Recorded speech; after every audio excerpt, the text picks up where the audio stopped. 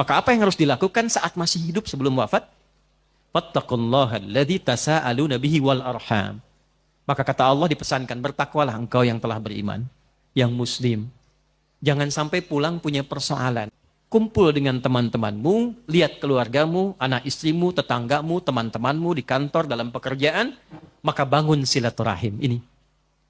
Dan ketika membangun silaturahim itu, ayatnya tidak menggunakan amanu, tapi nas. Karena boleh jadi, perilaku yang tidak baik dilakukan itu bukan hanya pada orang Islam, mungkin pada non-muslim juga.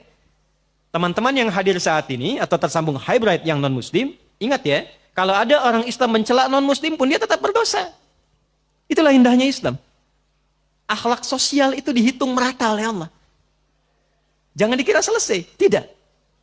Ya, di era Nabi pun orang yang tidak menghormati hak orang lain, itu dikecam oleh Nabi. Sekalipun objeknya Nasrani atau Yahudi. Untuk menunjukkan keadilan dalam Islam, sistemnya adalah komprehensif untuk semua. Saya tutup dengan sebuah kisah, bagaimana mengoptimalkan takwa yang terkait dengan kehidupan kita yang beragam dan dinamis. Imam Hasan al-Basri, di akhir kisah kami, tinggal di apartemen yang sederhana. Rumah susun sebetulnya. Bagian bawah, di atasnya Nasrani. Ternyata toilet yang di atas ini, pas tepat di bawahnya itu kamarnya Imam Hasan al-Basri.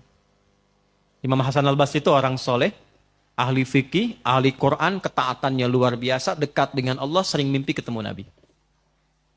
Toilet di atas bocor, Pak. Langsung ke bawah, di sampingnya tempat tidur beliau. Saya tanya dulu ya, kalau Bapak Ibu dalam posisi itu kira-kira bagaimana dong?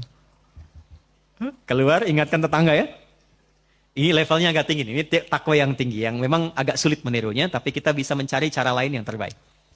Beliau tidak pernah mengingatkan dan menegur tetangganya, tapi mencari solusi untuk menenangkan dirinya. Ambil ember, ditadahi di bawahnya.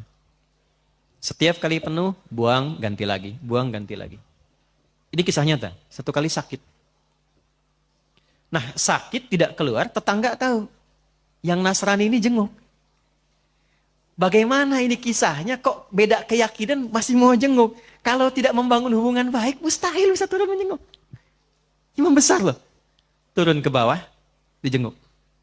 Begitu dibuka, akan dipersilahkan masuk kamar. Kaget yang tetangga Nasrani ini. Bukan karena sakitnya Imam Hasan, tapi karena bocornya yang di atas yang beliau tahu itu dari tempatnya. Maka saking kagetnya beliau bertanya, "Yal imam, mahadha?" Imam, apa ini katanya kan? Jawabnya ringan sekali. Hadhi fajwah, ini tuh bocor. Ini bocor.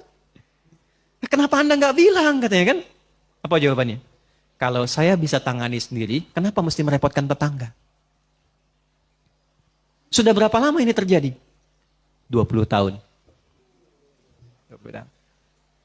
Tidak pernah diminta masuk Islam, tidak banyak ceramah tentang kemuliaan Islam, tidak pernah meminta masuk Islam lah begini begitu, tidak. Jatuh tersungkur mengatakan asyhadu an la ilaha illallah wa asyhadu anna Muhammadar Rasulullah.